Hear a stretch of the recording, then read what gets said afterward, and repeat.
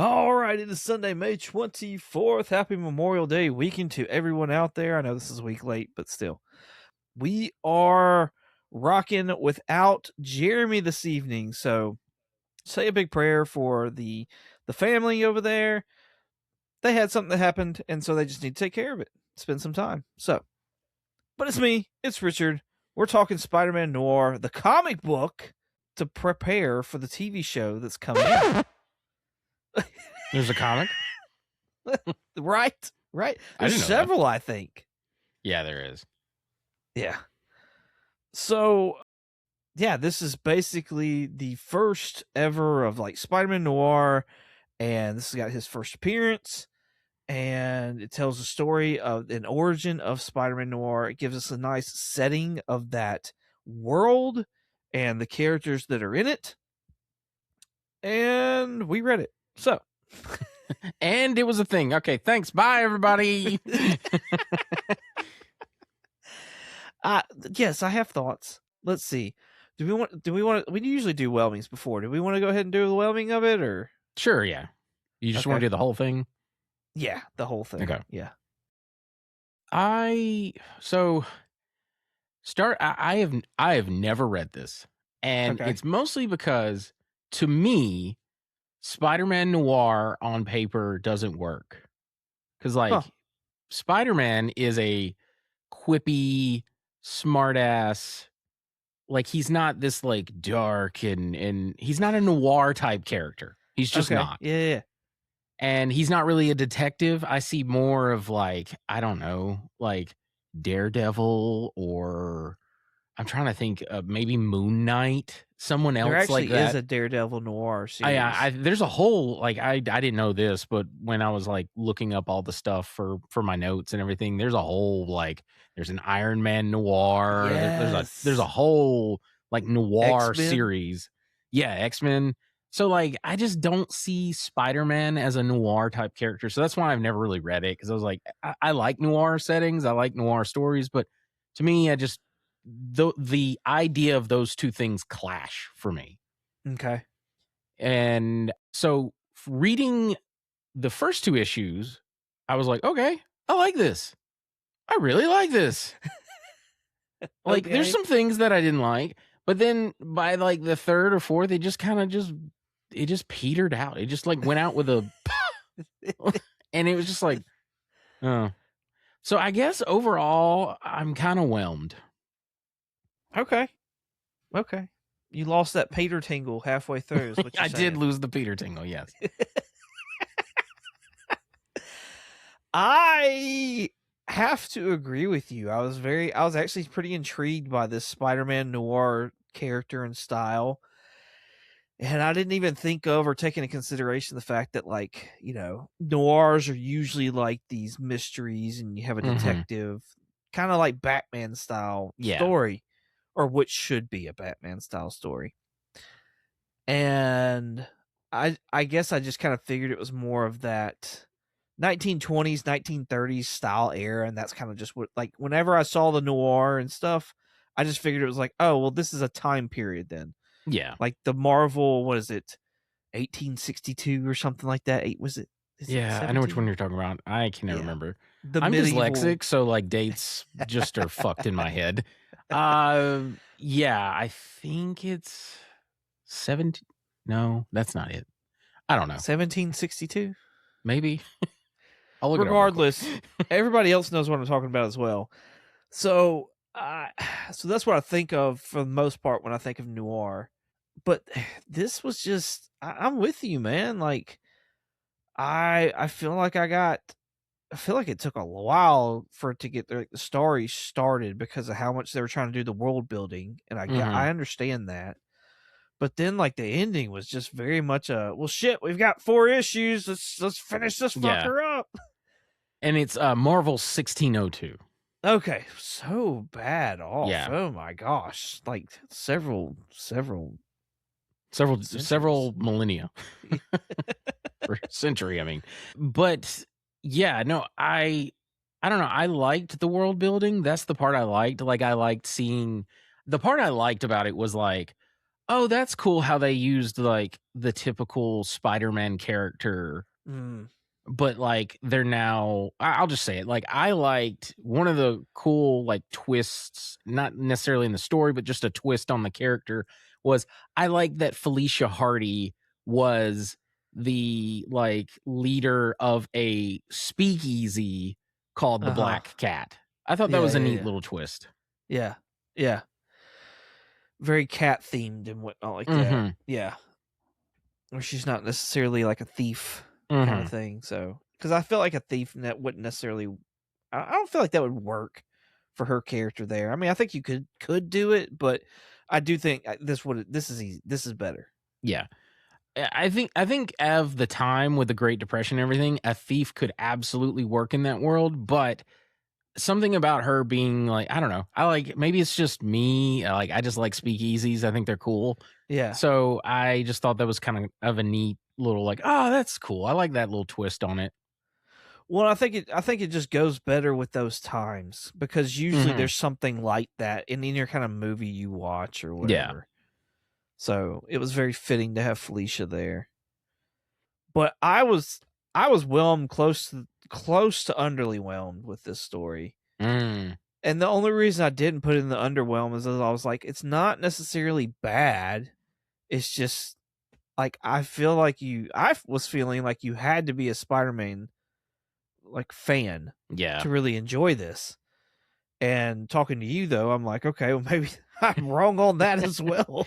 Well, like I did enjoy it, but like the end is so just like, and then he beats him.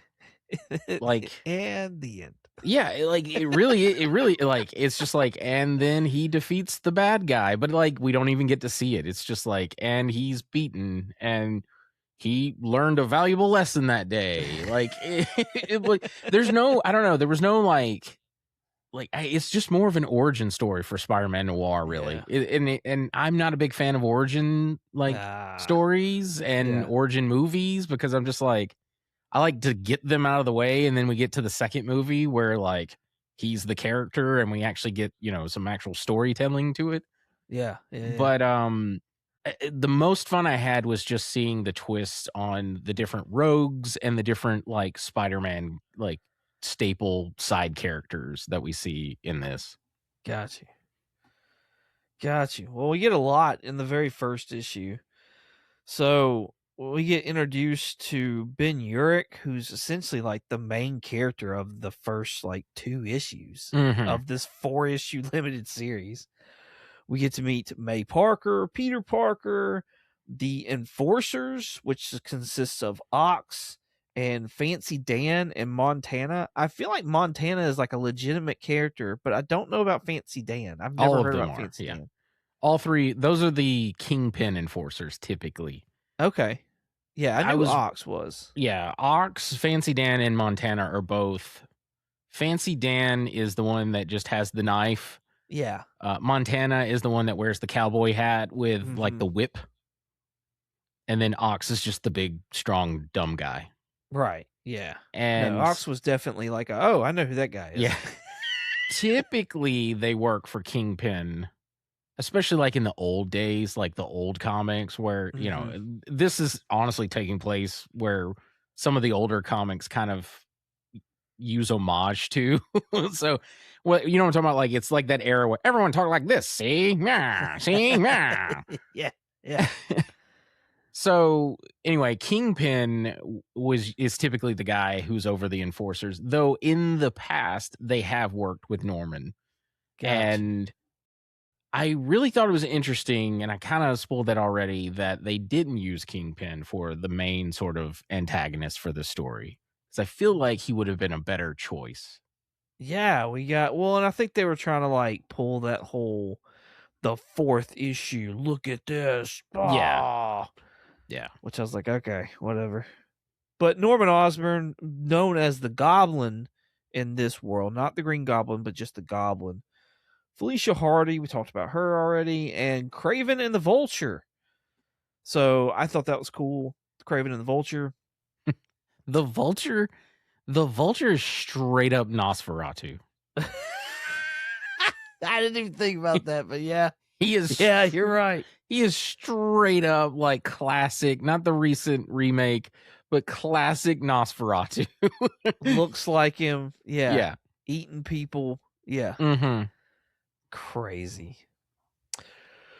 We find out in this issue that Ben Urich is a junkie, and he's pretty much working kind of with Norman, but also with the Bugle, and that's how he gets his fix. Though is like he gets paid by Norman to sit there and like go buy his drugs, and May Parker is like a what is it?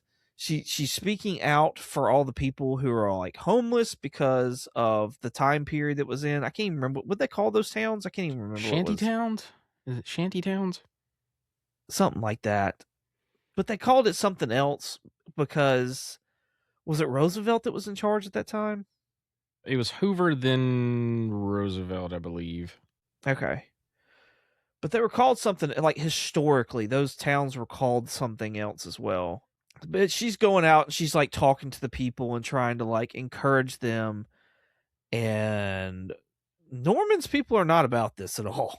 Like they are very much against this rising up of the people and this encouraging, like, no. They were called Hoovervilles. Thank you. That's exactly what it is. Yes. That's which is funny because I said it was Herbert Hoover. Yeah. So there's an encounter with the enforcers and Peter, and this is how like Urich really gets to meet Peter. And basically Urich gives him a job of like luggage guy, gear guy. Help him set up for all the photographs because Peter like really wants to help and like make a difference in his town. Yeah. Pack rat. Pack mule. Yeah. How do you like this setup of Peter Parker and this twist that Ben Urich is a druggie? That one took me off guard, like, because I'm not gonna spoil what happens at that very end, but I remember I was like, oh shit, and then I was like, oh shit, and he's a junkie. Yeah, I don't. This Peter is much like more aggro than normal Peter. This Peter is very angry, and rightfully so with everything going on. They're basically like homeless.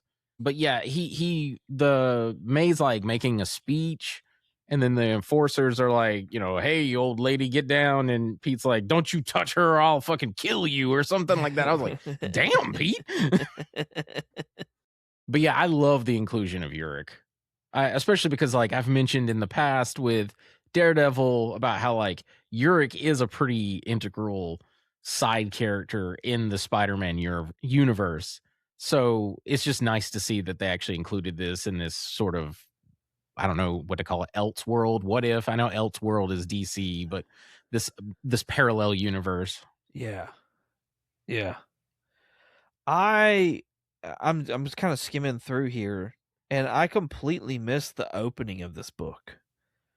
Oh, where, really? Like, well, I've just forgot to like mention it as we're talking about the book. Oh, I see what you're saying. Yeah. And we open the book to there's J. Jonah Jameson has been murdered, and standing or squatting on the desk is Spider Noir with a gun. And so they just kind of do this weird opening where like, here's a flash forward, but before we get too far, let's start all the way back at the beginning. It's the typical of like, oh boy, I bet you were wondering how I got in this mess. Well, let's go back. So yeah, how'd you like that opening? I thought it was a cool. I think it's a nice little, you know, whatever, not even stinger, like a nice hook to like get you in. Because I didn't think that it was Pete that killed JJ, but I was also like, oh shit, JJ's dead. I don't know if I like that.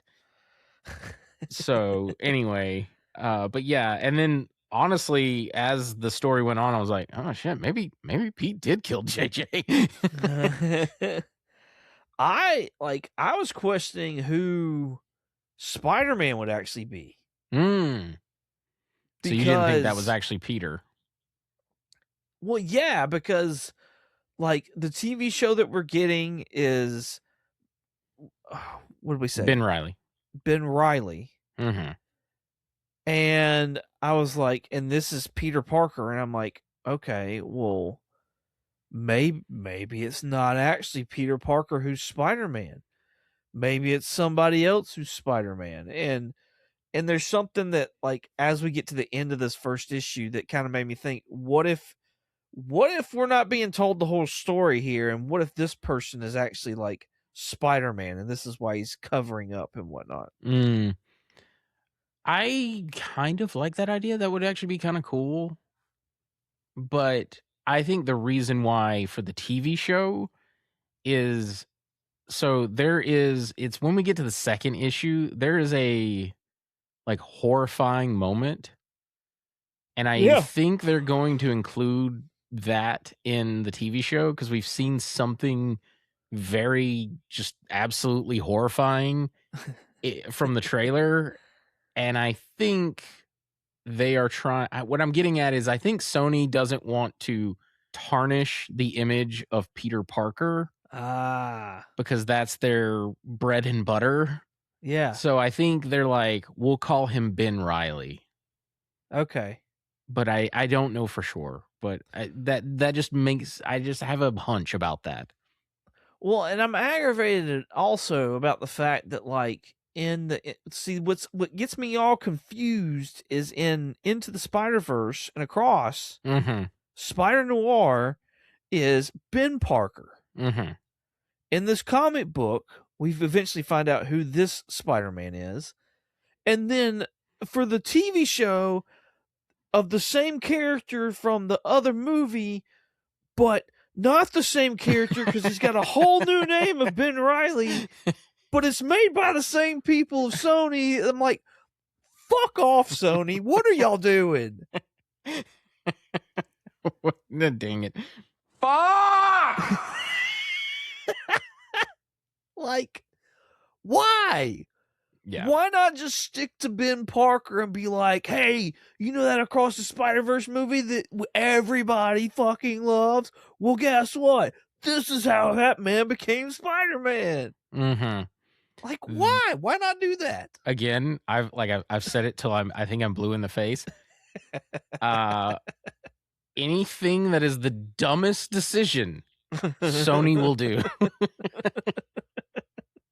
But you ain't wrong. I really wonder if that, because that is kind of a kids movie, maybe they're worried kids will want to go see, or not go see, but like they'll see Spider-Man Noir on like Prime and be like, oh, Daddy, can I watch that? And it's like, they watch it and there's this, I don't know, this crazy, I don't know, maybe there's nudity in it.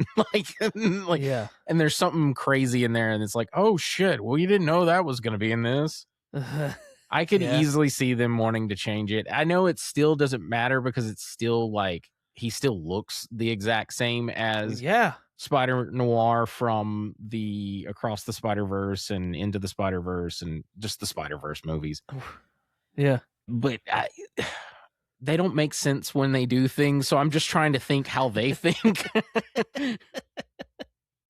All right. But back to this book. Because I feel like we covered most of it already.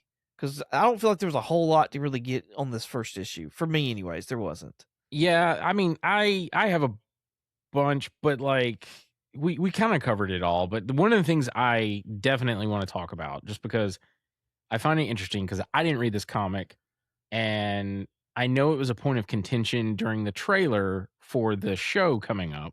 Okay. He has black webbing. Yeah, we see that in the very first during the how'd I get into this mess? Yeah. So we see he actually does have black webbing in the comic. And I remember a lot of people online were kind of bitching about him having black webbing in the show. And I don't know. I'm like, well, if the comic did it, then shut up. Right. Yeah. If it's comic accurate, why does it matter? Yeah.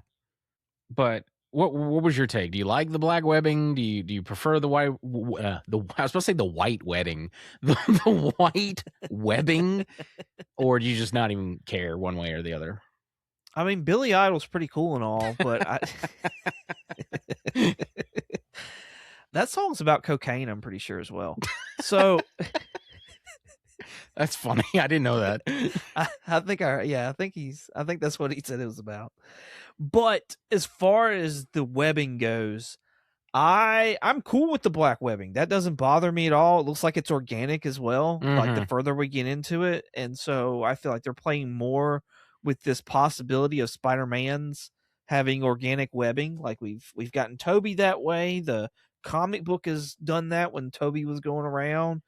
Tom Holland's more than likely going to have it this go around. So I don't really see a problem with it, especially like I could see it playing well with the aesthetics of watching the TV show in black and white. Mhm. So that's kind of what I'm looking more forward to.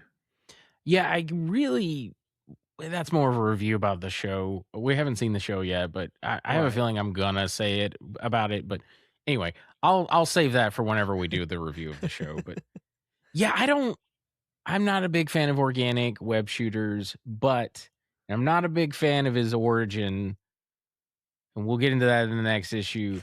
But it works for this character. I'll say that. Yeah, cuz like this Peter Parker is not the smartest Yeah. bulb in the box. Like he's not stupid, but he's definitely not looking to be a scientist and like Mhm. all the other jazz. Like he's very much I want revenge for this city kind of guy. Yeah. But at the end of this first issue, we find out what happened to Uncle Ben. And holy crap, it's horrifying. It really is. So the goblin, I guess for whatever reason, I still don't know why, but he got a hold of Uncle Ben and the enforcers and everybody beat him up and then they fed him to the vulture essentially. And fucking Ben Urich was there to watch it all happen, Yeah. which is why he's probably a junkie now. Yeah, exactly. Like that was probably the mic drop moment for me. I was like, "Oh shit. Okay, this is a little interesting now." Yeah, same. I thought that like, well, one, they talk about how he was apparently killed by the goblin and was just fed to some like rabid dogs, which I was like, Yeah. oh, that's a terrible way to go. And honestly, when we find out the real truth, I'm like, this isn't that much better.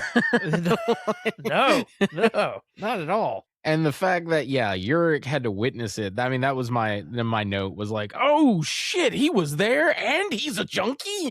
Yeah, yeah, yeah, yeah, yeah. But to be honest with you, I'd probably be a junkie too if I saw a man being eaten by another like Nosferatu looking man as well. Yeah. What do you think about this version of the Vulture? This non scientist, you know, Vulture. I do like the idea. So to have this, so science isn't like the biggest proponent in this universe yet. Right, right, right, So right. I like the idea that these characters are carnies, that they're like Yeah, freak shows, if you will. But I thought it was really cool. I like that Craven the Hunter is kind of like, I don't know, like the lion tamer at the yeah, circus or something. We see another villain later on that was also a person at the carnival, and I like that twist. I hope they do that for the show. I think that's really cool. yeah. I do. I agree with you on that. I like this idea using something natural to that time period Mhm. to make the Spider-Man villains. I think it's pretty cool. Yeah. A matter of fact, it made me start thinking about like how you could do other characters. Like I was Mm, like, "Oh, Mysterio would be kind of cool to do. He's like a magician or something. I think that yeah, would be kind of neat." Some of the ones that we see for the TV show have more super powered stuff, so it's going to be a little different, I think, but we'll see. yeah. Because I'm kind of like, what are we doing with Sandman? Yeah, Like, Sandman, I think Electro's another one. oh yeah, There's like a fire what is it? I forget his name now. I can't oh, remember. I can't remember that character's name. Anyway, it doesn't matter. Cool. You want to go on to issue 2? Yes, absolutely. Awesome. So this is the actual origin in this issue of Peter Parker becoming Spider-Man in here. But we start the issue off with Ben and Peter getting more photographs. Ben's trying to connect the dot, or Peter's trying to connect the dots of the Goblin and like the hold that he has on their city and the people of the city. And so they're not investigating, but he's taking pictures of this fire that's going on in this apartment complex. As Ben's giving Peter the breakdown of like why this is like an underhand style fire. Like you can't sell the place and you can't keep the people out, so you just set it on fire so you can get the insurance money. And Peter's noticing though that like enforcers are there, and like I said, connecting the dots of how the Goblin's doing things. Peter also sits there and gets walks in on Ben while he's during his high and intercepts a phone call. And I guess Ben is going as the Spider. That's his little nickname that he's got.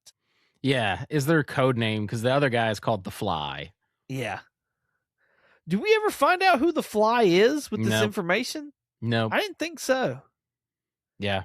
I thought it was weird that I figured we'd at least see, I thought maybe it was going to be like Robert from the Daily Bugle or something. I don't know. Oh, like, okay. I thought, I don't know. I was really speculating who the Fly would be.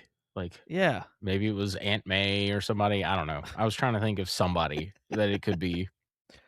But he gets some information about some stuff that's going down with the Goblin, and Peter decides he's gonna use this opportunity to sit there and go and get information they need so that he can take down Norman. He can take down the operation. He can relinquish his hold on the city. And I thought of you when I was reading this. We get a spider totem. Yeah, I know. Yeah. Yeah. Some valuable spider totem, and it's cursed and all this other jazz. And it's stolen goods. And so Peter is, of course, looking down, trying to take all this stuff in. And spiders come out of this thing. It tumbles over. It looks like it breaks. And spiders just start engulfing Fancy Dan. Which that's another horrifying image. Just being covered in spiders, like that's like no. Oh my God, no, thank you. I'm good. Yeah, no. I love Spider-Man, but I actually have arachnophobia, and that just made my skin crawl. Especially in another issue that I won't spoil yet. But like, oh yeah, I was like, oh fuck that. Talk about spiders, man. Yeah. Exactly. But then we see the spider that actually bites Peter, and the curse is that like if you're bit by these spiders and you're evil, or if you're not a good person, then like you die from it. However, when Peter is bit and he goes into this weird hallucination naked talking to this spider god, the god is like, I'm not going to kill you because you're good, and grants him essentially like all the Spider-Man powers. Yeah, but like it bites him, and then he immediately has this like acid trip of a vision. And what stands before him is what can only be described as like some sort of eldritch horror. Like something straight out of like Elden Ring or something.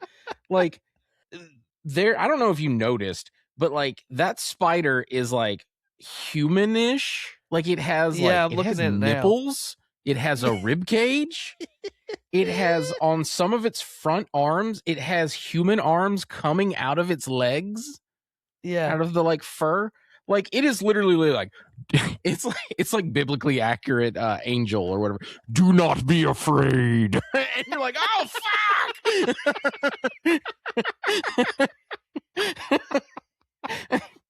It is like terrifying looking.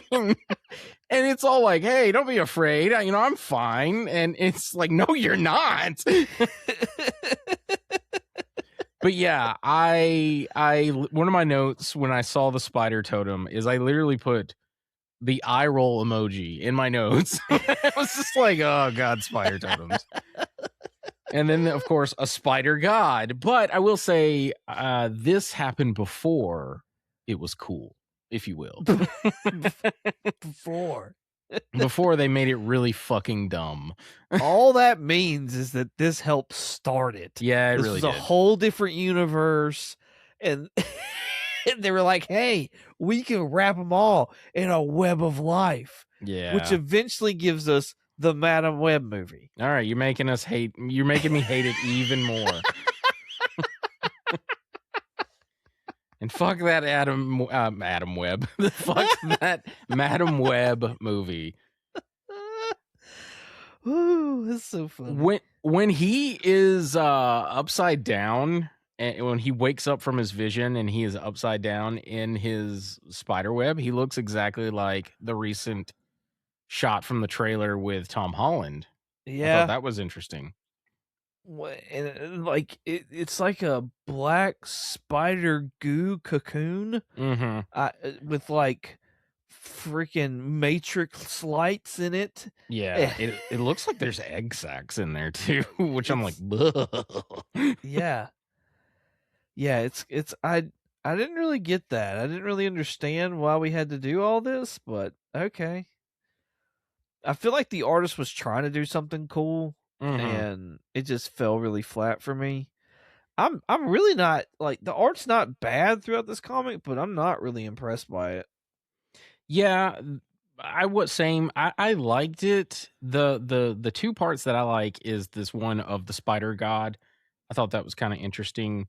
I like the way they draw his spidey sense. I thought that was interesting.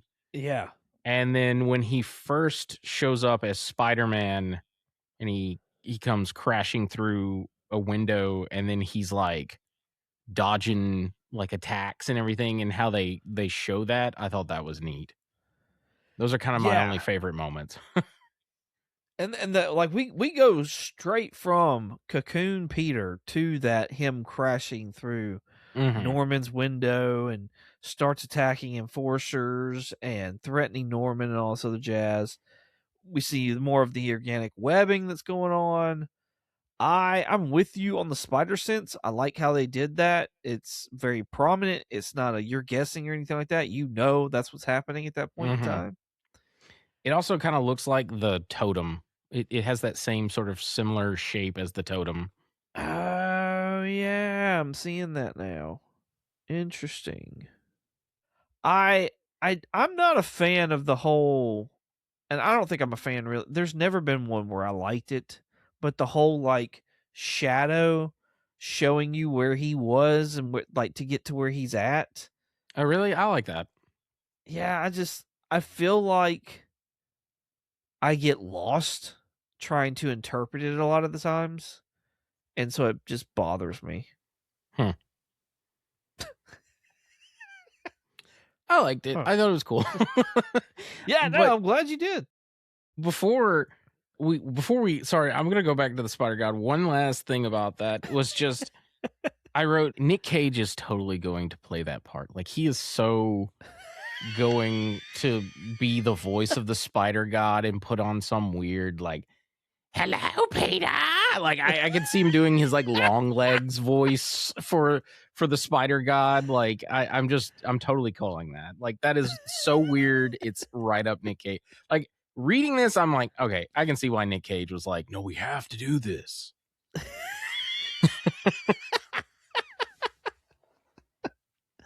Oh my gosh. But yeah, no, I love when he comes in, he starts kicking ass. Right before that, I don't know if you noticed, but Craven has like caught all of like the spiders and they're just like in a big glass vat. Yeah. And he's got his hands up against it and like the spiders are like crawling up against his, I don't know. Craven and his weird obsession with spiders. Eventually we will read Craven's Last Hunt. I wanted to do it a while back, but like he does a weird thing in that with spiders. It's just fucking bizarre.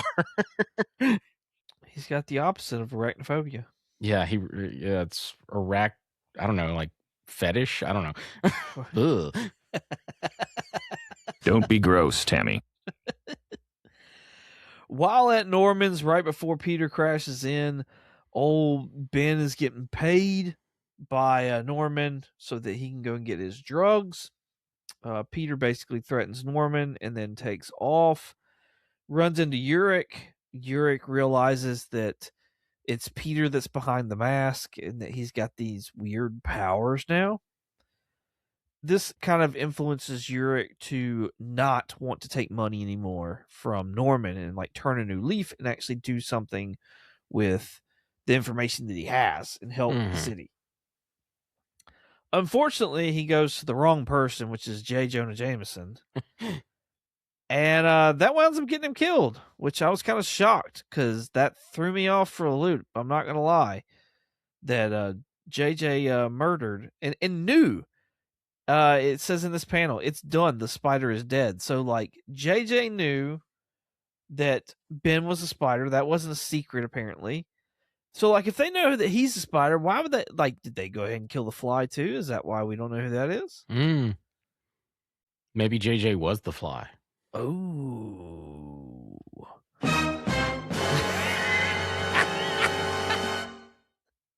That would make sense. That would make sense considering what we find out later on. Yeah, I kind of called that. I won't spoil it yet, but I was like, say it ain't so, JJ. And then I was like, it's probably so-and-so. And then turns out I was right. Wow, nice. I like that they kind of included the like Spider-Man like theme song because it says at the very last thing Pete says is, "Here comes the Spider-Man." I just thought that was funny. I was like, "Look out! Here comes the Spider-Man." That's funny. Yeah, we get to see the full garbs of the new Spider-Man trench coat, and this is from Uncle Ben's like time in the war and whatnot like that. He's kind of stitched together something like an outfit to keep him incognito. But this is a pistol-toting Spider-Man at this point in time as well. Like, this is Spider-Man that is in his mind. He thinks he's gonna be able to kill somebody. Yeah. Well, I gotta be honest with you.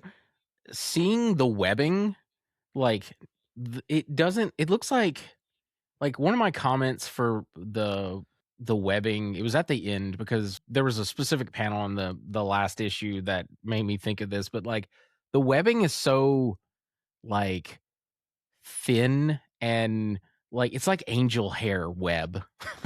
It's like real spider webbing. Like, yeah. And the way he just like some of it, he doesn't even do like some panels, they don't even draw his cool like Spider-Man web shooting pose. He just goes like, ugh, and like webs shoot out, but it looks like they just go like, they look like they would basically like float through the air instead of like fly at you really fast. So it looks like it'd be, quit it, get it off, it's in my face. Like you just walked through a web. Yeah, exactly. And so I think that's why he carries the gun. He's like, I'll distract them with the webbing and then I'll just shoot them.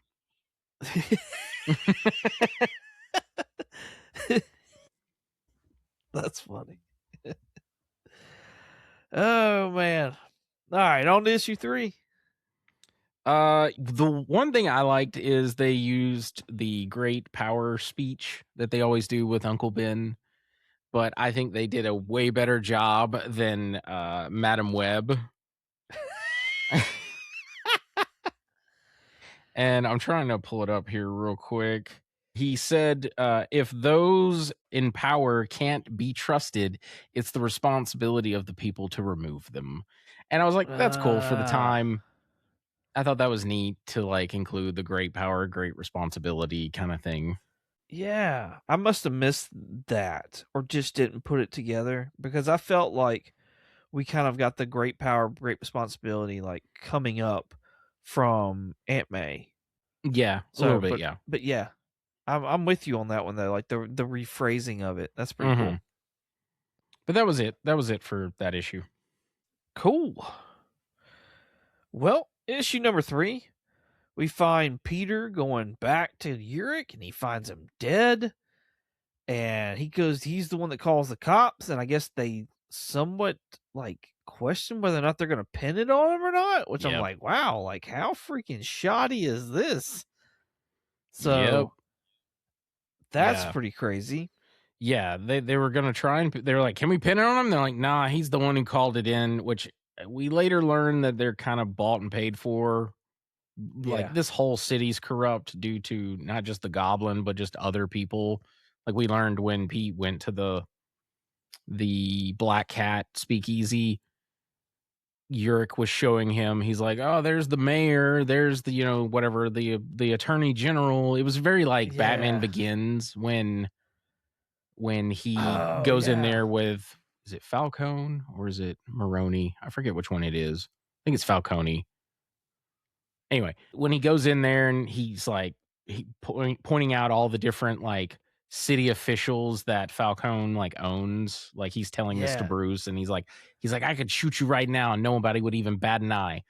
So I think it's kind of like that similar scene, and just this whole city is corrupt. So they're like, we know who really killed this person, so we're just gonna chalk it up to like, I don't know, cold case. Right. We get a scene where Norman is pretty upset with JJ, and so there's some dialogue going on there. Peter makes his way over to the Black Cat, and one of the enforcers is there as well and notices that Peter is there. So that's going to pay off later on. Peter gets some files from Felicia. Felicia said that Ben had left them with her, and that Ben said to contact him and Peter, and he would know what to do with them. Aunt May tries to do a little encouraging of Peter. They go to Urich's funeral. Peter gets some little spider tingles there, talking to JJ at the funeral. Does Peter know? Peter doesn't know anything about JJ right this second. He just knows something's up, right? Yeah, he knows something's up. Which there I was like, Jonah, you're a bitch. That's funny. Let's see. Peter goes to start with the files that he got from Felicia. He's able to start sabotaging the goblins like operations that are going on across the city and leaving the spider card. So he's taking up the mantle of the name the Spider. We find out here. And we see more of that organic webbing, and it just kind of looks like he's throwing spaghetti at people sometimes. It doesn't even look like spaghetti. Like, if anything, like it's angel hair pasta. Like it's just this the thinnest, wispiest webs you've ever seen. Them jokers are strong though. Yeah, they'd like cut you in half if they were that thin and that strong. I'm just saying. How do you like this image on the Daily Bugle of who is the Spider-Man? And it looks like the Spider God, but with a trench coat holding a pistol. I'm trying to find it again. Hang on. Oh yeah, no, that's really funny.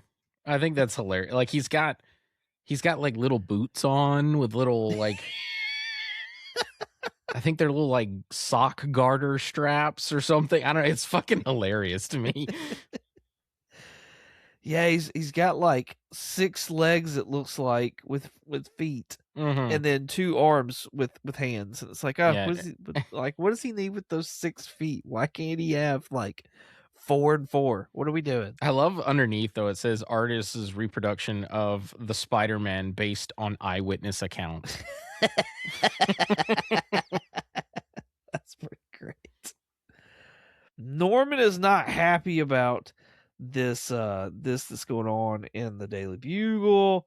Ox lets him know about how he saw Peter there with meeting Felicia, and which gives Norman the idea of like, okay, well, let's just start rounding everybody up then. Let's find this Peter Parker guy. We got Peter in costume, makes his way to J. Jonah Jameson, finds out that he's been shot, and that's when we get the whole like first part of the first issue. Police kind of after him and whatnot like that.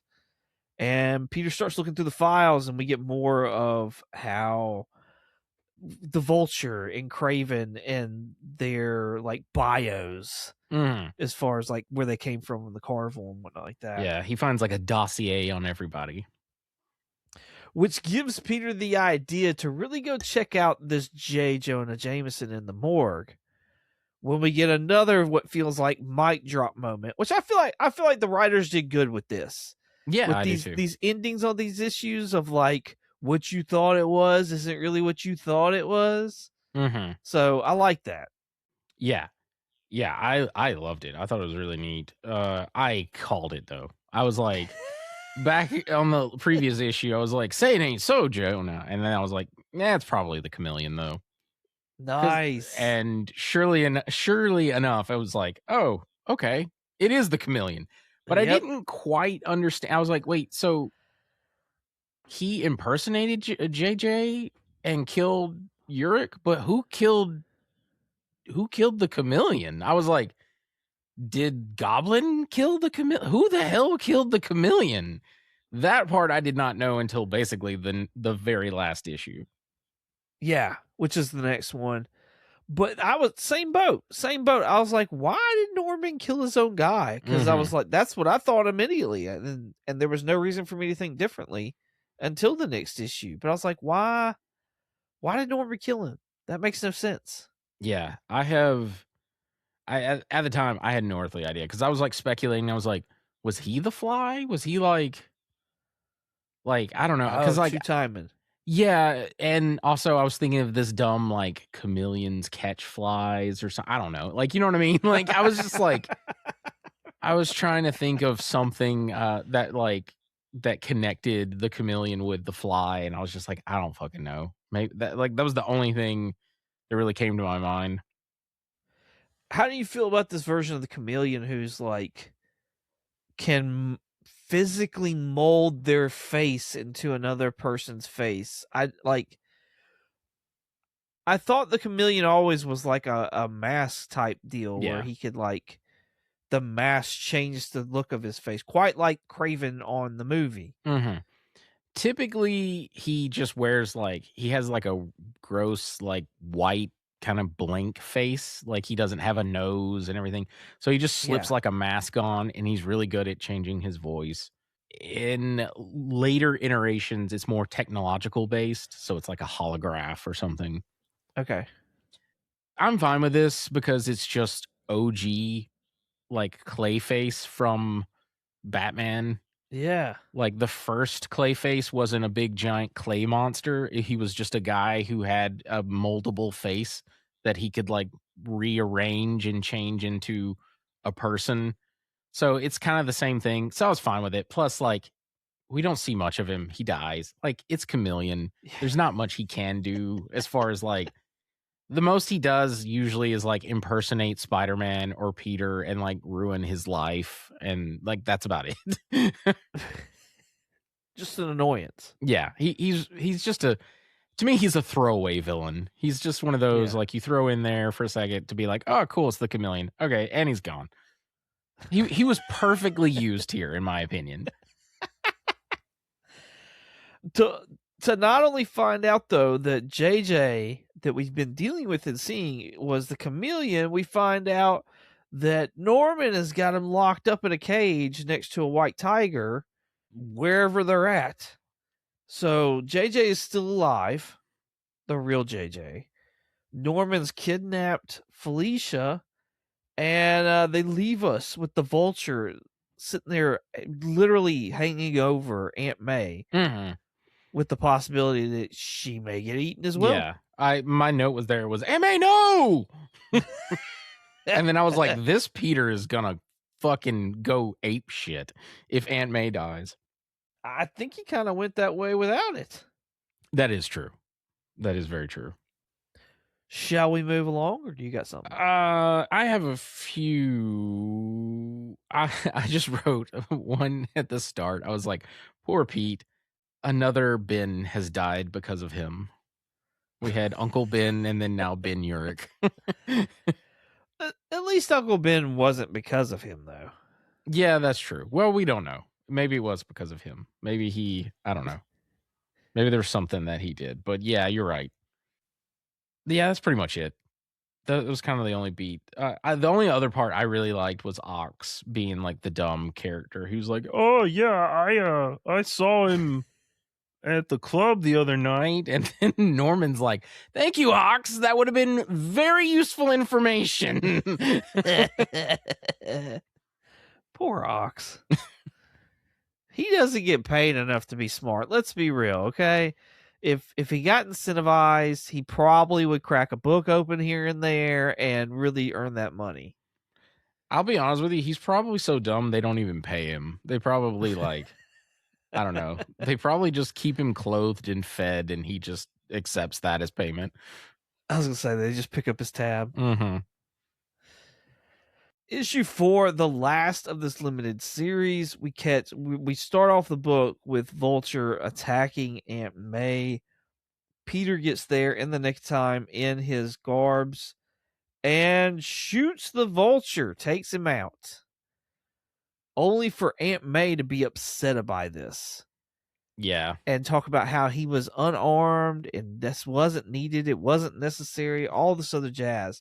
And which is where I was kind of like, oh, this is where we're getting our great power, responsibility, blah, blah, blah. Mm-hmm. Although I like what you were saying better. I like that the interpretation and all that better than this. Yeah, I'm pretty sure it's the other one, just because they reiterate it constantly in the previously on page at the start.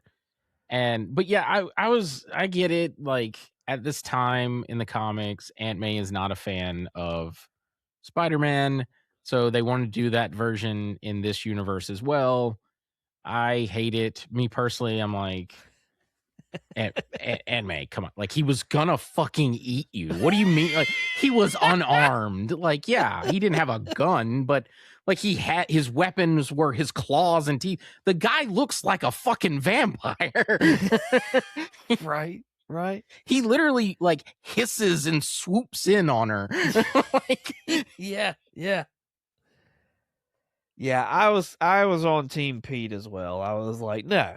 Like I'm just proud of Peter for being able to like hit his target and not hit anything else. Like, good on you, Pete. You must have been practicing.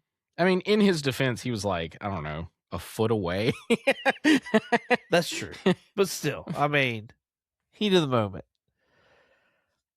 From there, Pete moves to he finds out the hideout for Norman and where JJ is and all this other jazz. And then we finally get the mystery solved of who killed J. Jonah Jameson, aka the Chameleon. It is Felicia Hardy.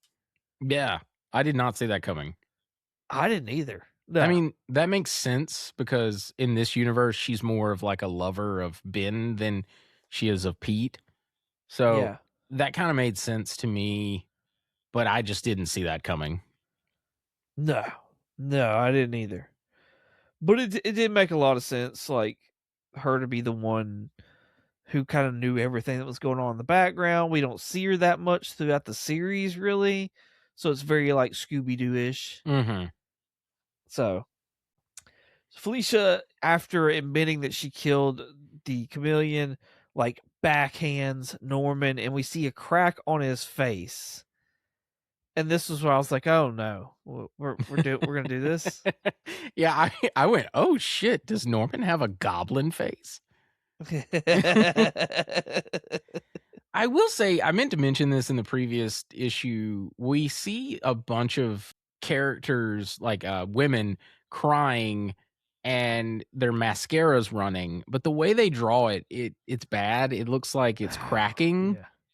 So I was like, what's going on with her face? Is it cracking? And then like this happens with Norman, and I'm like, is his mascara running or is it cracking? Like, what's going on here? It's like they draw the webbing, the mascara running. I noticed that too, like all the same. And I'm like, this is not needed. What are we doing? Yeah. But yeah, I was very intrigued. I'm like, oh, are we gonna get a goblin faced man right now? Man, the next set of pages is Peter coming in and basically like trying to beat everybody up. And I don't know if it's because I'm reading this digitally and the format of it being like almost a spread Mhm. messes this up, or if it's just done poorly. But it's all these like portrait style attacks, Mhm. and there's like 3 to 4 on each page, it looks like, of a spread. Yeah, it looks like there's 3 I on don't one like and 4 on the other this. one. I don't like this at all. Yeah, I didn't mind it. It was I just sort of pay attention to what's going on in the panel. I could see why you don't like it. It's mostly the how Pete handles that monkey. Like Craven's whole secret weapon is this fucking monkey that he has. And it's just really funny to me. Like he just like the monkey just sort of yeets himself at Pete, and then Pete sort of dodges it, and then Craven ends up shooting it, and then he's all like, "Oh, I'm sad I killed my monkey," and I don't know. It's just I kind of giggled. Well, and then the dialogue for the poor monkey when he, like, gets shot, it's, Mhm. "Yeet!" Yeah, exactly. The whole situation was just kind of comical to me. Like especially like the first shot where Pete kind of swoops in and he's shooting his, you know, very thin webbing and the monkey is just like leaping at Pete.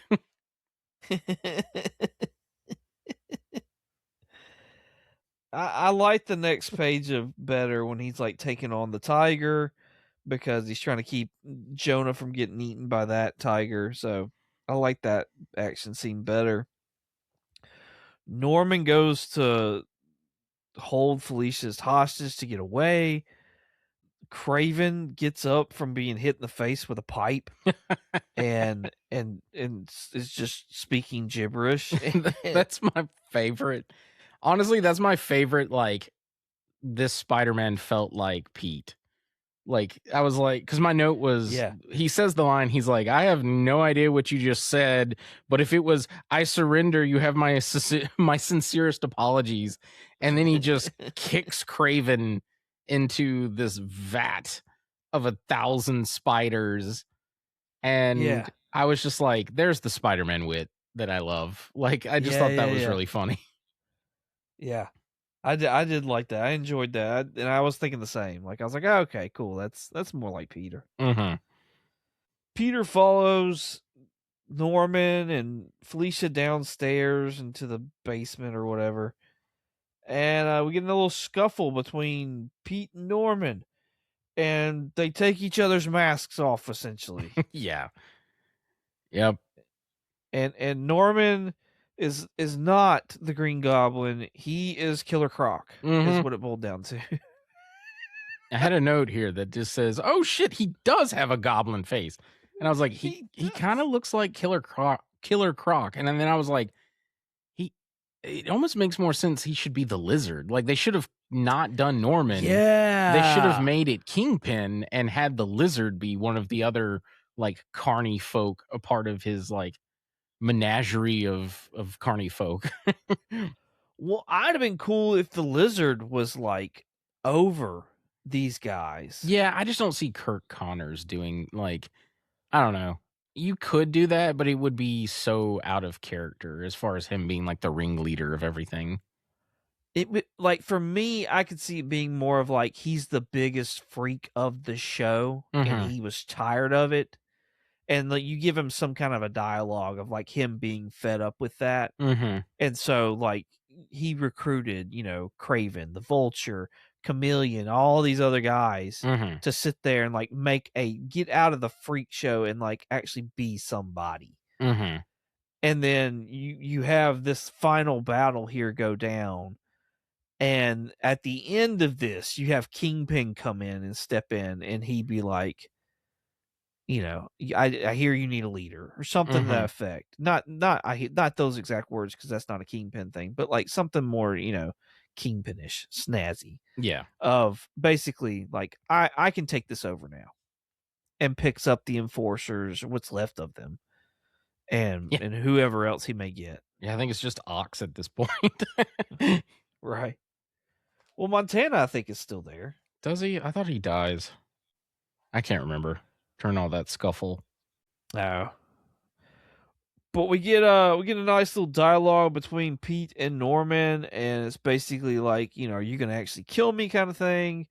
And Pete's like, no, this is where he has this turning point of he's not gonna kill him. But he does sit there and like protect himself from getting shot by Norman, which then causes a gun to blow off in his hand. And then we get this weird Spiders man that's behind Norman that just moans, drags him off into the sewer water, and there's no body. Oh, God. Yeah, that was so weird. Like, because I wrote, you've said it already, but I was like, Spiders man? Question mark? Right. I was like, is he part of this universe? This ending sucked. Oh, it sucked big time. It was so anticlimactic. It would have been cooler if we had some like, I'm not like, I don't want to say like I gotta have action for my like story to be good, because I like good storytelling, but like there should have been some sort of thematic like lesson learned here for like maybe Norman, and like that's how he's defeated, or Pete. I'm trying to think of a way to make this better, but honestly, I can't think of anything right now off the top of my head. But I would have liked if maybe he like, talks with the spider god again, and it's like, use my powers, and then he summons the spiders to like take down a Norman or something. I hate that idea as well, but I don't know. It was very, very anticlimactic. It felt just like, okay, I took his mask off and he's done. I beat him. The end. Moving on. Well, it's like he didn't even beat him. Yeah. And he's like, I learned a lesson. I learned the value of life. And you're going to live because I'm not going to shoot you and kill you. But I can't say the same for that Spiders man behind you. Yeah, exactly. But Kraven and that gross Nosferatu looking motherfucker over there, fuck them. They're not. Because Kraven's dead. Like, I know we didn't quote unquote see a body, but like, he dead. Well, like, this is Kraven. Is it? Or is it just. See, that's my take, is like, it looks like the spiders all disperse when it takes Norman into the sewer, and we don't see a second body there. So I'm assuming it is literally like Spiders Man, where it is just a colony of 1,000 spiders that make up this like humanoid shape that is being puppeted by the spider god of this universe. Well, so Norman even sits here and says Kraven ? In the panel. But I don't think it is. Oh, wait, there are hands. Never mind. I see. There's hands. Now. Yeah, I was going to say there's hands there. Okay, my bad. And there's a face underneath, and man, I don't know. It's very uneventful, because I'm like, why is Kraven attacking Norman? Norman, yeah. Like, the obvious is that the spiders make him do it. Mm-hmm. But like, why? Is that actually what's happening here? And if that's the case, like, that's stupid. It is stupid. And like, they never set up the rules that the spiders could do that. The only rule that was established was that when the spider bites you, if you're a good person, you're A-okay. If you're a bad person, you just fucking die. Right. So is this like a Mjolnir thing here, where like Kraven is worthy actually? Like, he's not a bad guy? Turns out you're not a total asshole. There was a gray area here, so we're actually going to use you to do this. Yeah, I don't know, man. Legitimately, I don't know. I really did hate the ending here. I would have preferred something better and that had more emotional stakes, other than just Pete rips off his mask, webs up his gun, it explodes, and then Kraven Spiders Man comes in and knocks Kraven into the sewer. for his inevitable return. Right. Yeah. Well, and then we get this awkward ending between like Pete and Felicia, where it's like, is there a thing starting with them? Is there not?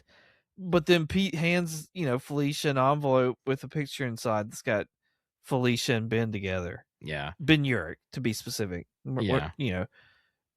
Uncle Ben was not a cheater, so like No. we're not talking about. I mean, no, I think it was Aunt May.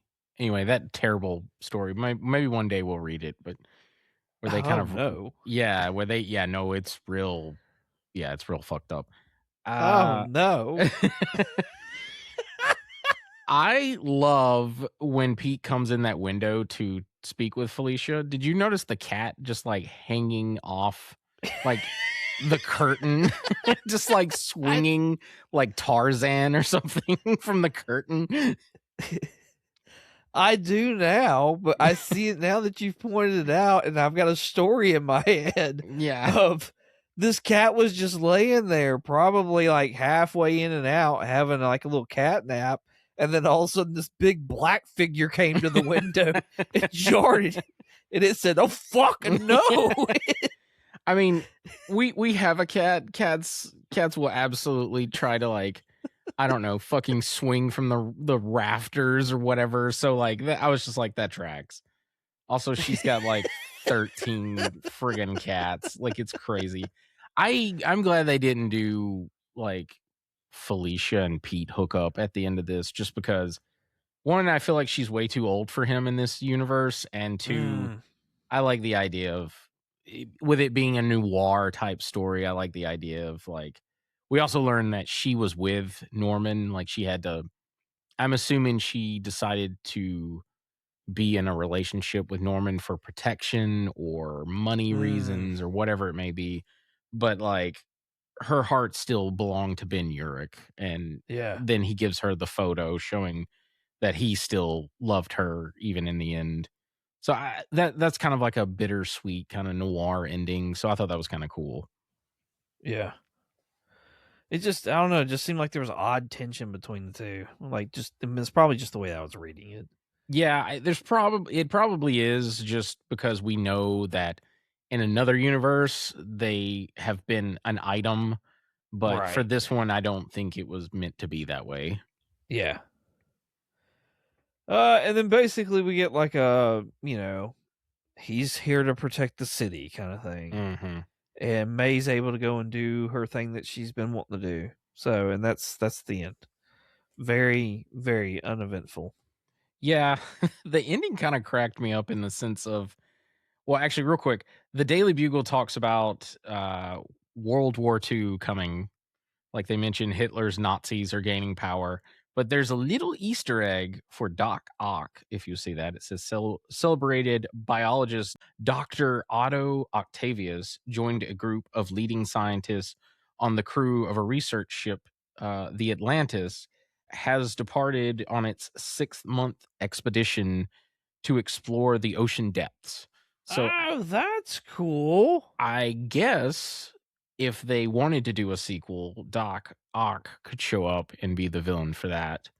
Yeah. They have done more. I don't know if Doc Ock's in them, though, because I've never read any of the Spider-Man Noir stuff. But the reason why it cracked me up, though, was like there was a quote from, I think it's Aunt May. No, it's Pete. It's Pete like narrating to himself. And he's talking about how like everything's starting to get better. And the last quote was like, looks like nothing but good times ahead. And then I was like, except for World War II.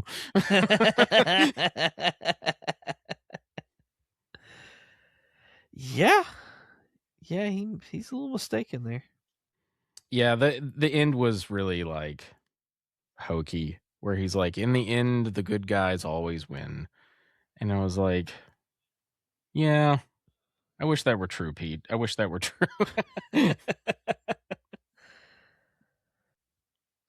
I don't have anything else for this. Yeah, I don't either, man. I hope that the TV show will do a better version of this. I can see at the core a cool idea here. that originally I was kind of against, but so I'm hoping that Nick Cage's version will be a little bit better. They'll tweak some of these issues that we have here. I absolutely need Nick Cage's version to be better. And with everybody, with all the reviews talking about it, and it seems to be being a hit before it's even got out there yet, I'm very hopeful for it being like awesome. But if it's anything like this book, I am probably going to shit on it. I'm just being real. Yeah, I have a feeling maybe the first 2 issues will be like this, like the origin, essentially. Like, here's Pete. I don't know, because Nick Cage is so much older in this than Pete. So I don't know, man. I have no earthly idea. It'll be interesting. It'll be interesting to see like what they do and how they do it. And I kind of wonder like if the Spider Noirs in the other issues are different than this Peter Parker. Like I wonder if we have more than one Spider Noir in comic books. Because I feel like that could be a possibility, but maybe not like a probability. Mm-hmm. So yeah, I want to say the others are a continuation of this Spider Noir or Spider-Man Noir. I don't know. The whatever the Spider-Verse calls him Spider Noir, but this one specifically calls him Spider-Man, and then it's just the Noir subtitle. Right. But yeah, I know the recent one is kind of like a slight reboot, retconning of he's more like the one from the movie, because whenever the movie does good, they always try to like make the comic like the movie. Oh, right.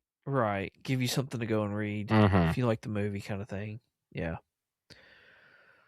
Cool. Well, I believe that next week we're going to start reviewing the Spider Noir TV show. So y'all come back for that as we start doing that review. In the meantime, Richard, where can they find you at?